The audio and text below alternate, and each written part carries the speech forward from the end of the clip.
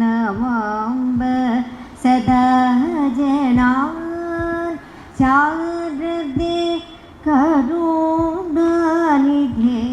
सकल नमाम्ब सदा जनान्।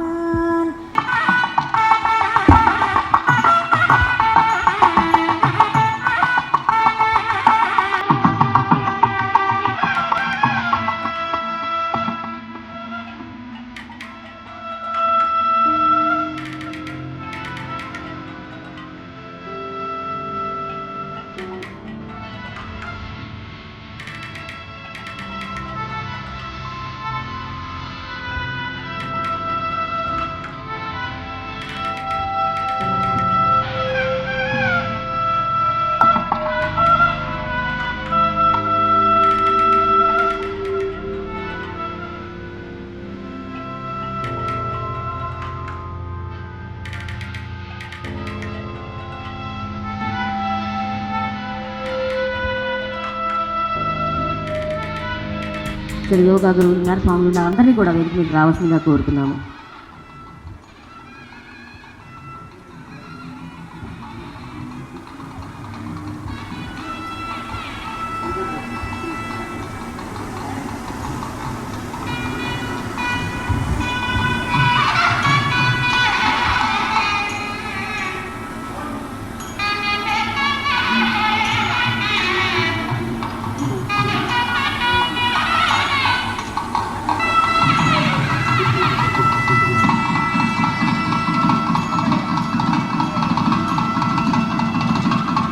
అనేక రంగాలలో అనేక స్ఫూర్తులతో ఎటువంటి తారతమ్యం లేకుండా మా చేయి పట్టి నడిపిస్తూ మమ్మల్ని ఈరోజు ఇన్ని చేయగలుగుతున్నామంటే అలాంటి మహనీయులు పెద్దల ఆశీర్వాదం, వాళ్ళ ఇన్స్పిరేషన్ వల్లే. మీకు సభాముఖంగా పాదాభివందనం చేస్తున్నాను సార్, అడగగానే మీరు వచ్చినందుకు. అలాగే हमारा अंतर्जातीय अध्यक्ष श्री गोपाल राय जी, अभी तो आप देख रहे हैं पूरा भारत में पिछले साल हम लोग विश्व हिंदू रक्षा परिषद का हमारा आविर्भाव हुआ. And last year we have started it fantastically and under the able leadership of Shri Gopal Rai ji. And Gopal Rai ji is a very dynamic leader who hails from Uttar Pradesh, Lucknow. And today I am very proud I am associated and a part of Vishwa Hindu Raksha Parishad as a national Mahila president for it. We are working on relentlessly day and night on certain serious causes across the country and across the globe. We have a global presence in about 10 countries within a span of 1.5 years. That credit goes to Shri Gopal Rai ji.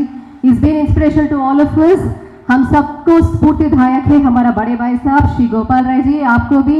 आपको भी नमन करती हूँ ये सभापूर्वक. మన గుడి మన బలం అనేటువంటి ఒక ఆలోచన ఇది చాలా గొప్పది. ఎందుకంటే మన సమాజాన్ని అంతా కూడా, అంటే హిందూ సమాజాన్ని అంతా కూడా సంఘటితపరిచే ఏకైకమైన శక్తి మన గుడి అని నేను మీకు సభాముఖంగా తెలియజేస్తున్నాను.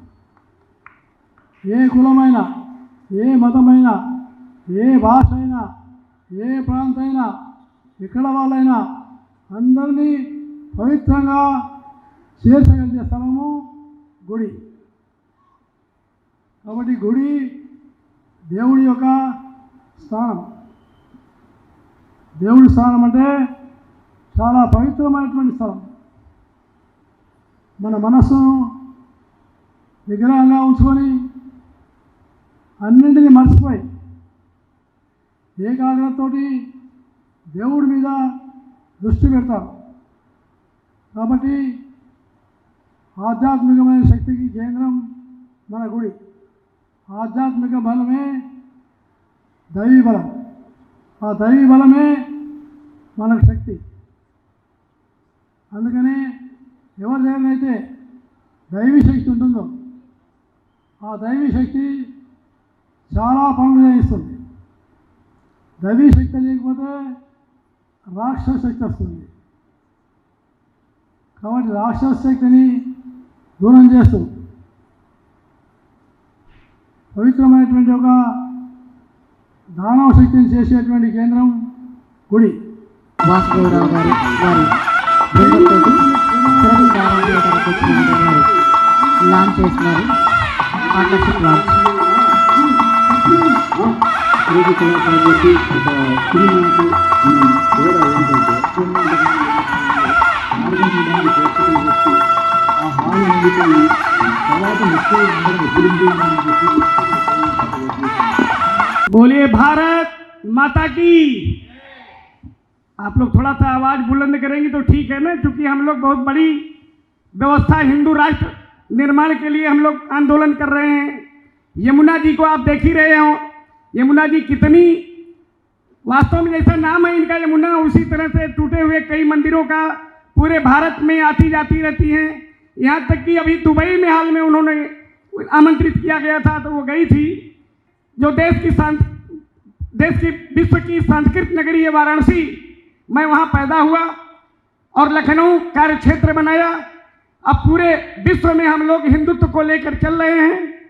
हमारे बीच में स्वामी जी हैं जो कई अखाड़ों के, इनका हैदराबाद में भी है और विभिन्न जगहों में भारत के कई राज्यों में कभी किसी को ज़रूरत पड़े तो शादी विवाह से लेकर के जगह अगर कोई काम है तो फ्री में ये देते हैं। केरला से लेकर कश्मीर तक ऐसे जिहादी लोग हैं जो बहन बेटियों को किस तरह से फंसाते हैं जाल में और नाम हिंदू का बताते हैं, बाद में पता चलता है कि वो मुस्लिम हैं। और लगातार धर्मांतरण लव जिहाद का जो खेल चल रहा है, गूगल पे सर्च करेंगे तो विश्व हिंदू रक्षा परिषद अंतर्राष्ट्रीय संगठन है और बड़े तेजी में वर्क कर रहा है और मरने मारने में भी नहीं सकता। तो जरा जोर से एक बार बोलिए भारत माता की। दूर दूर तक आप लोग जाकर कोई अपना पैसा लगाकर जाके हिंदुओं का काम कर रहे हैं, किसी से कोई डोनेशन कोई नहीं दे रहा है अभी और न ले रहे हैं। किसके लिए? आपके लिए। एक बार हमारे साथ में दो अंतरा दोहराएंगे, साथ में बोलिए। स्वयं अब जाग कर हमको जगाना देश है अपना, स्वयं अब जाग कर हमको जगाना देश है अपना। हमारे देश की मिट्टी हमें प्राणों से प्यारी है। हमारे बोल दो भाई, आप बोल क्यों नहीं रहे हो? नाश्ता नहीं किए थे क्या आज? हमारे देश की मिट्टी हमें प्राणों से प्यारी है, यहीं के अन्न जलवायु परम श्रद्धा हमारी है। स्वभाषा है हमें प्यारी, ये प्यारा देश है अपना। स्वयं अब जाग कर हमको जगाना, बोलिए, देश है अपना। स्वयं हम अब जाग कर हमको जगाना। अब तो पाठक जी तो जाग गई हैं। నేను మహాపతివ్రతను కనుక నాటి నుండి నేటి వరకు భర్త ఆజ్ఞను శిరసావహించుతున్నాను. అంటాను తల్లి, బ్రాహ్మణునికి భుజింపకం కూడా నా తండ్రియే చెప్పినారా? మానవులు ఉపవాసమున్న కూరగాయలు భుజిస్తున్నా రాక్షసులకు మనం ఉపవాసమున్న ఒక్క సత్రామణిని మింగవలెనురా. సరే తల్లి, ఇప్పుడే పోయి గుండు వంటి బ్రాహ్మణుని కొని వద్దు. వారే వారు ఎక్కడికి రా. అమ్మా, ఒక్క బ్రాహ్మణుడితో ఈ ఆకలి తీరుడా అని సందేహం. ఒక్కడు చిక్కిన యజ్ఞములు చేసినంత ఫలమురా. ఒక్క సత్రామణిని భుజించి దిక్కులు ఎక్కడెళ్ళినందుకు శ్రేషితరా స్వర్గద్వారములు నా కొరకై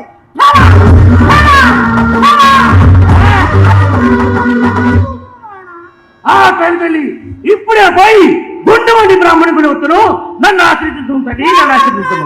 బ్రాహ్మణుడు కాకుండా క్షత్రియుడు ఎవరైనా సరే వైరమురా దిగ్విజయీ భవ, దిగ్విజయీ భవ. తల్లి, క్షత్రుడైన పర్వాలేదా? అధమము వైశ్యుడైన పర్వాలేదు. ఆగైరా. సరే తల్లి. ఆ అమ్మకి మనం ఏమి ఇస్తున్నాం, ఏం ఇస్తే మనం రుణం తీర్చుకోగలం, అట్లా ఆలోచించి అలా పాటిస్తేది ఉంటే మన భారతదేశం పట్ల మన కర్తవ్యాలు మనకే తెలుస్తాయి. అలాంటి తర్వాత జనరేషన్ రావాలని ఇలాంటి సనాతన ధర్మ ప్రచారం జరగాలని ముందు తరాల వాళ్ళకి తప్పకుండా తెలియచెప్పాలని, మన అనేక విషయాలు తెలియచెప్పాలని ఒక ఆకాంక్షతో ప్రారంభించిన యమునా పాఠక్ గారు బడి మన గుడే మన బలం. అంతకుముందు వెనకటైతే మా చిన్నప్పుడు ఎంతోమంది పేద విద్యార్థులు ఒక గుళ్ళో మార్నింగ్ ప్రసాదం తినేసి మళ్ళీ సాయంత్రం ప్రసాదం తిని అక్కడే పడుకొని జీవనయాత్ర చేసి చదువుకొని గొప్ప వ్యక్తులైన వాళ్ళు చాలామంది తెలుసు. అంటే గుళ్ళో ఒక ధర్మ ప్రచారము పూజ కార్యక్రమాలే కాదు, దానికి మత ప్రచారమే కాదు, దానికి అతీతమైన అనేక సామాజికంగా ఒక సహాయం కేంద్రంగా కనిపించేది. ఇందాక వాణి అమ్మగారు చెప్పినట్టు ఉపద్రవాలు వచ్చినప్పుడు గుళ్ళోనే తలదాచుకోవటం అనేది చారిత్రక సత్యాలు. ఎన్నో సంవత్సరాలు. అలాగే వాణి అమ్మగారు ఒక మాట చెప్పారు, 2 సంవత్సరాల క్రితం ఒక పూజారి చనిపోయారు, గుడికి లేదు అని. అది చాలా తప్పు, అది అరిష్టం కూడా అని అంటారమ్మ. ఎందుకంటే నాగప్రతిష్ఠ చేస్తారు, తర్వాత పట్టించుకోరు. అంటే జీవం పోసి సుబ్రహ్మణ్య స్వామి అక్కడ ఉన్నారు అని కార్యక్రమాలు చేసినప్పుడు మరునాడు నుంచి దాన్ని ఎవరు పట్టించుకోరు, ఏం చెప్తుంటుందమ్మ. కాబట్టి అది ఒక పాపం. అంటే గుళ్ళని ఉద్ధరిస్తేనే మనం రీఛార్జ్ అవుతుంది. అలాగే ఏదైనా మనకి బలం కావాలి అంటే మనకున్న వ్యవస్థల్ని మనం రీఛార్జ్ చేస్తేనే మనకి కంపల్సరీగా ఉంటుంది. అలాగే భగవంతుడు ఉన్నాడా లేదా అని వాదించే వాళ్ళకి ఒక్కటే సత్యం.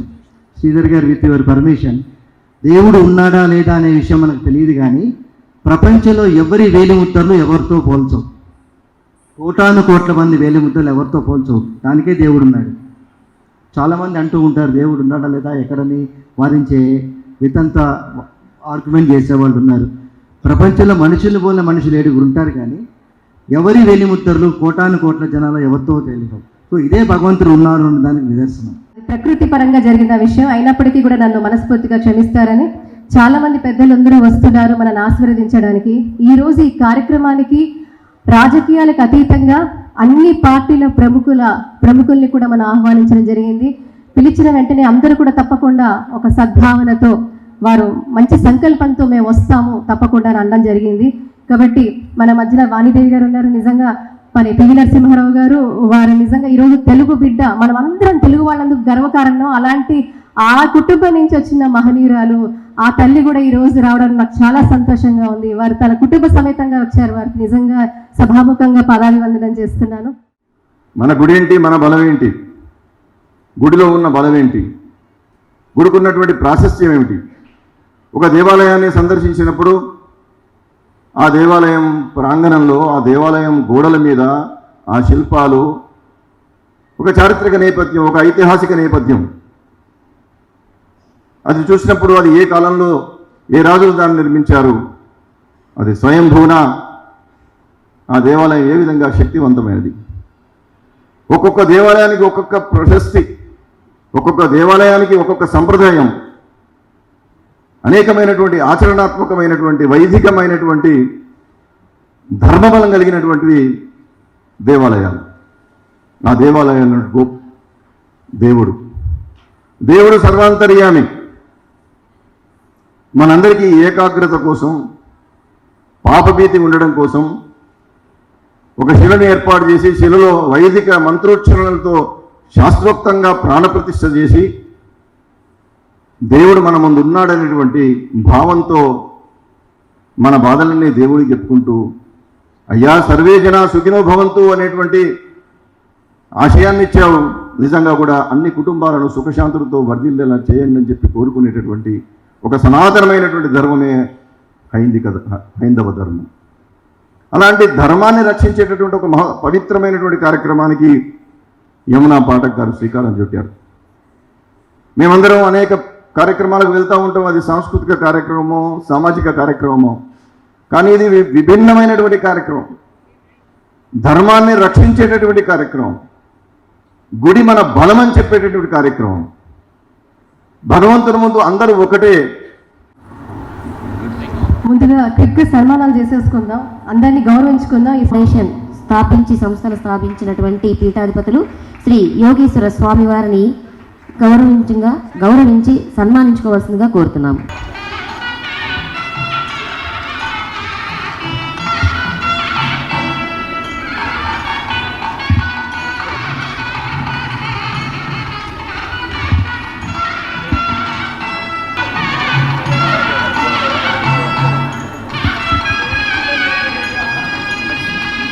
వారి సేవలను అందించారు పోరాట యోధులు.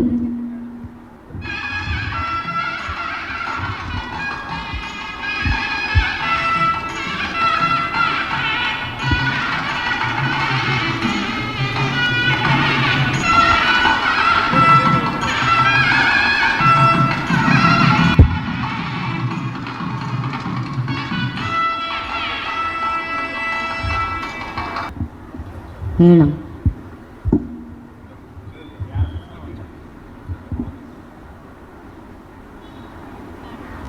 అలాగే ముఖ్యంగా దేవాలయాలు నిర్మించడం మీద ఈ మధ్యకాలంలో ఎక్కువ దృష్టి పెడతా ఉన్నారు. నేను ఎప్పుడూ మా జిల్లాలో కానీ గ్రామాల్లో కానీ ప్రజలు మా దగ్గరికి వచ్చి అన్న కొత్త దేవాలయం కడుతున్నాం మీ సహకారం అందించండి అంటారు. నేను ఎప్పుడు చెప్పేవాడిని, దేవాలయాలు నిర్మించడం ముఖ్యం కాదు, నిర్మించినటువంటి దేవాలయాల్లో ప్రతిరోజు కూడా భగవంతుడికి ధూపదీప నైవేద్యం పెట్టడం అనేది చాలా ముఖ్యమైంది. ఎన్ని దేవాలయాలు నిర్మించడం అన్న కంటే కూడా ఆ దేవాలయాల్లో ప్రతిరోజు పూజా కార్యక్రమాలు జరుగుతున్నాయా, ప్రతిరోజు దేవుడికి నైవేద్యం పెడుతున్నామా, అక్కడ కార్యక్రమాలు సజావుగా జరగడం అనేటువంటిది చాలా ముఖ్యమైనది. అయితే ఈ మధ్య ఒక కొత్త ట్రెండ్ మన తెలంగాణ రాష్ట్రంలో చూస్తే ఎక్కడ పోయినా కూడా నార్త్ ఇండియన్సే కనబడుతున్నారు. మన హోటల్లో పోతే సర్వీస్ చేసేవాళ్ళు ఒరిస్సా వాళ్ళు కనబడుతున్నారు. అదేవిధంగా మనము ఇల్లు కట్టుకుంటే మార్బులు బండలు వేసేది ఉంటే రాజస్థాన్ వాళ్ళు కనబడుతుంది. ప్లాస్టర్ ఆఫ్ ప్యారిస్ చేసేవాళ్ళు యూపీకేలు కనబడుతూ ఉన్నారు. దర్వాజలు కిటికీలు చేసేవాళ్ళు బయట రాష్ట్రాల వాళ్ళు కనబడుతూ ఉన్నారు. మేస్త్రీలు ఇతర రాష్ట్రాల నుంచే కనబడుతున్నారు. లేబరు ఇతర రాష్ట్రాల నుంచే కనబడుతున్నారు. గ్రామాల్లో వ్యవసాయం చేసే చోట చివరికి కేసీఆర్ గారు ప్రభుత్వం వచ్చిన తర్వాత 1 కోటి ఎకరాల మాగాణిగా తెలంగాణ మారితే పొలంలో నాట్లు వేయడానికి కూడా మగ కూలీలు జార్ఖండ్ నుంచి ఛత్తీస్గఢ్ నుంచి వస్తున్నారు. సరే, అక్కడితో ఆగిందా? బార్బర్ షాపుల్లో పోతే బార్బర్స్ కూడా బయట రాష్ట్రాల్లోనే వచ్చినారు. పోనీ అక్కడితో ఆగిందా? దేవాలయాలకు పోతే కూడా అయ్యగారు యూపీకేలో వస్తున్నాడు. ఈ భాష వాళ్ళకి రాదు, వాళ్ళ భాష మనకు రాదు. మంత్రాలు కూడా హిందీలోనే చదువుతున్న పరిస్థితి. అంటే ఇక్కడ ఎందుకు ఆ పరిస్థితి వస్తూ ఉంది? సరే, కారణాలు పిల్లలు బాగా చదువుకోవడం కావచ్చు, కానీ ఈ యొక్క వృత్తి మీద ఆదరణ దొరకకపోవడం వల్ల కావచ్చు, కానీ ఏదైనా కూడా చివరికి అయ్యగారులు కూడా యూపీ నుంచి తెచ్చుకునే పరిస్థితి ఏర్పడ్డది. ఇక్కడ మనం ఆలోచించాలి. అందుకే కేసీఆర్ గారు బీఆర్ఎస్ ప్రభుత్వం వచ్చిన తర్వాత ఫస్ట్ టైం ఈ దేశంలో చరిత్రను తిరగరాశాం. నేనేదో ఉత్తమ మాటలు చెప్తలేను, ఉపన్యాసం అంతకంటే చెప్పట్లేదు. గతంలో ఏ ప్రభుత్వాలైనా కూడా దేవాలయాల నిధులను ప్రభుత్వాలు వాడుకునేటి, కానీ దాన్ని తిరగరాసింది కేసీఆర్ గారు. ప్రభుత్వ నిధులను దేవాలయాలకు ఇచ్చినటువంటి మొదటి ప్రభుత్వం బీఆర్ఎస్ ప్రభుత్వం. ఎందుకంటే మీరు గమనిస్తే పాపం దేవాలయాల్లో ఉండే అర్చకులకు 3 నెలలకు 4 నెలలకు జీతాలు వచ్చేది. పండగ జరిగితేనో లేదా ఏదైనా కార్యక్రమం జరిగితే ఆ దసరా సమయంలోనో సీతారాముల కళ్యాణం జరిగిన సమయంలోనో లేదా ఇతర మన శివరాత్రి సందర్భంగా ప్రజలు భక్తులు వచ్చినప్పుడు అప్పుడు ఆ హుండీలో డబ్బులు పడితే ఆ డబ్బులను 3 నెలలు 4 నెలలు జీతాలు తీసుకునేవాళ్ళు. అంటే దేవాలయ ఉద్యోగులకు ప్రభుత్వం నుంచి ట్రెజరీ నుంచి జీతాలు వచ్చేవి కావు. చిన్న చిన్న దేవాలయాల్లోనైతే పాపం 6 నెలలు 5 నెలలు డబ్బులు రాకపోవు. కానీ వీళ్ళు ఉద్యోగులే, వీళ్ళు బాగుంటేనే దేవుడికి మంచి పూజా కార్యక్రమాలు జరుగుతాయి, వీళ్ళు సంతోషంగా ఉండాలి, కానీ వీళ్ళు అర్ధాకలితో ఉంటే ఆ దేవుడి నైవేద్యం సరిగా జరగదు, పూజా కార్యక్రమాలు జరగవు అని చెప్పి కేసీఆర్ గారు మొట్టమొదటిసారిగా దేవాలయ ఉద్యోగులకు కూడా ప్రభుత్వ ఉద్యోగుల వల్ల 010 నుంచి డబ్బులు ఇచ్చే కార్యక్రమం చేపట్టాం. ప్రతి నెల మొదటి తేదీన డబ్బులు ఇచ్చే కార్యక్రమాన్ని కూడా చేపట్టాం. మన పాత బస్తీ అని చెప్తున్న ప్రాశస్త్య ఉన్న మహానగరం, ఇది తపో భూమి అంటున్నా. ఈ రోజు పార్టీలకు అతీతంగా పెద్దలందరినీ పిలవడానికి కూడా ఒక కారణం, అని పిలిచిన వెంటనే పెద్దలందరూ అంగీకరించి వచ్చినందుకు ముందుగా వారందరికీ కూడా శిరస్సు వంచి పాదాభివందనం చేస్తూ, ఎందుకంటే ఏదైనా కూడా ఈ దేశంలో ఒక మార్పు రావాలంటే అది ఆ పొలిటికల్ పార్టీస్ ఏవైతే పవర్లో ఉన్నాయో, అటు పాలకవర్గం కావచ్చు ప్రతిపక్షం కావచ్చు, వాళ్ళు తలుచుకుంటే అద్భుతమైన పాలసీస్ అడ్వకేసీస్ కనుక తీసుకొస్తే నిజంగా కూడా మళ్ళీ పునర్వైభవం మన ఆలయాలకి వస్తుందని చెప్పడానికి ఎటువంటి సంకోచం లేదు మిత్రులారా. ఈరోజు మరి అన్నిటికీ అతీతంగా కూడా విశ్వ హిందూ రక్షా పరిషత్ జాతీయ అధ్యక్షులుగా, అలాగే మా భాయ్ సాబ్ గోపాల్ రాయ్ గారు ఉన్నారు, వారు అంతర్జాతీయ అధ్యక్షులు. మరి మేము ఒక మహాయజ్ఞంగా చేస్తున్నాము. ఈరోజు మీరు చూస్తుంటే బయట దేశాలకు వెళ్తే అన్నిటికీ అతీతంగా వారి మతము, వారి ఆలోచన. కానీ ఈరోజు హిందువులుగా ఉన్న మనము అనేక విభేదాలతో అటు కులం కావచ్చు, అటు పార్టీలు కావచ్చు విడిపోయి ఈరోజు సంఘటిత శక్తి లేకుండా మనం అల్లాడిపోతున్నాము. ఇది కనుక జరిగితే రానున్న రోజుల్లో మన రానున్న తరాలు తీవ్రంగా నష్టపోతారు. కాబట్టి ఖచ్చితంగా ఇందాక చాలా అద్భుతంగా హరీష్ రావు గారు మాట్లాడారు, దానికి ముందు దత్తాత్రేయ గారు మాట్లాడారు, దానికి ముందు వాణీదేవి గారు, ఇలా చాలా మంది ప్రముఖులు చాలా మంది మాట్లాడారు. ఇంకా మాట్లాడాల్సిన వాళ్ళు చాలా మంది ఉన్నారు. కాబట్టి ఇందాక నేను మీతో అన్నట్టుగా ఇదేదో ఒక మనం సమావేశానికి వచ్చాము వెళ్ళిపోయాం కాదు, మనకందరికీ ఒక బాధ్యత ఉంది. మన గుడి మన బలం. ఈరోజు దాన్ని నమ్మి మీరు వచ్చినందుకు అన్నిటికంటే ముఖ్యంగా ప్రకృతి సహకరించింది. ఈరోజు చాలా మంది మేము రావాలా వద్దా అనుకునే పరిస్థితుల్లో తప్పకుండా ఏదేమైనా కూడా ఈ కార్యక్రమం నిర్విఘ్నంగా జరుగుతున్న సంకల్ప బలంతోనే ఈ గుడి మన గుడి మన బలానికి బలం ఉందని ప్రకృతి సైతం మనతో నించుందని చెప్పడానికి ఎటువంటి సంకోచం లేదు మిత్రులారా.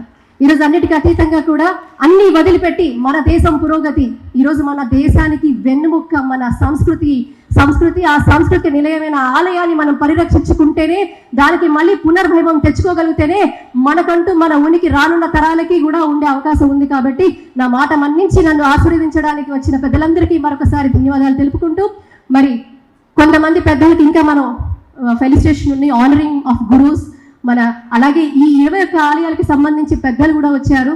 సో టెంపుల్ కమిటీ నుంచి ఎవరైతే వచ్చారో వారందరూ స్వచ్ఛందంగా కూడా ముందుకు రండి. ఎందుకంటే చాలా మంది 10 మంది వచ్చారు.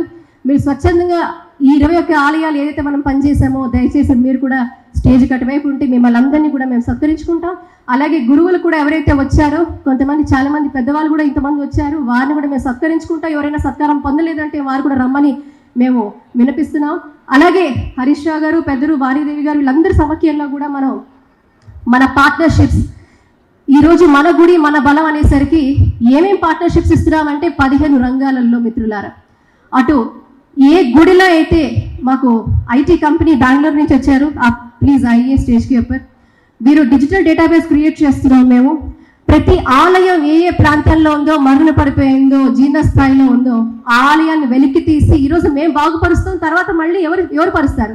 ఒక చిత్తశుద్ధి, ఒక కమిట్మెంట్, ఒక డ్యూటీఫుల్నెస్ ఉండాలి మన ఆలయం పట్ల. అది కేవలం ఆలయం కాదు, ఒక రిలీజియస్ స్ట్రక్చర్ కాదు మిత్రులారా, అది మన వారసత్వ సంపద, మన అస్తిత్వం. అలాంటి అస్తిత్వాన్ని ఇంకా మెరుగుపరిచేందుకు ఈరోజు టెక్నాలజీ కూడా వాడుతూ డిజిటల్ డేటాబేస్ క్రియేట్ చేస్తున్నాం మేము. ఆ డిజిటల్ డేటాబేస్లో ఎవరైతే హిందూ భక్తులు ఆ ఒక ఆలయంలో అక్కడున్న స్థానికులు రిజిస్టర్ అవుతారో వారికి ఎటువంటి అవసరం ఉన్నా కూడా ఈ డిజిటల్ డేటాబేస్ ద్వారా, అది ఎడ్యుకేషన్ కావచ్చు, హెల్త్ ఇష్యూస్ కావచ్చు, మెడికల్ కావచ్చు, లీగల్ ఇష్యూస్ కావచ్చు, మీకు ఏదైనా ఇబ్బంది, పెళ్లి సంబంధం ఉంది, డబ్బులు లేవు, డబ్బులు కావచ్చు, ఏది అడిగినా, ఏ హిందువుకి ఏ నెసెసిటీ ఉన్నా కూడా ఈ ఆలయం మన గుడి మన బలంలో ప్రతి ఆలయంలో గనక ఆ భక్తులు రిజిస్టర్ అవుతే వారికి ఖచ్చితంగా ప్రతి హిందువు ఒక హిందువుకి బంధువుగా మారే ఒక బలమైన ప్రక్రియ ఈ రోజు నాంది పలుకుతున్నాం మిత్రులారా. అదే మన గుడి మన బలం.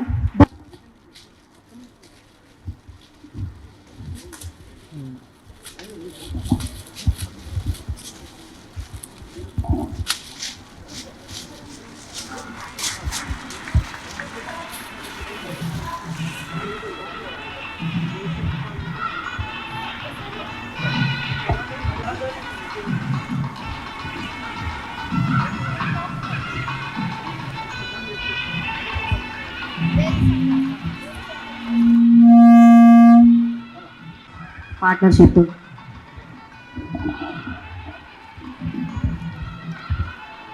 శ్రీ గురుకుల అకాడమీ కూడా లాంచ్ చేయాల్సిందిగా కోరుతున్నాము.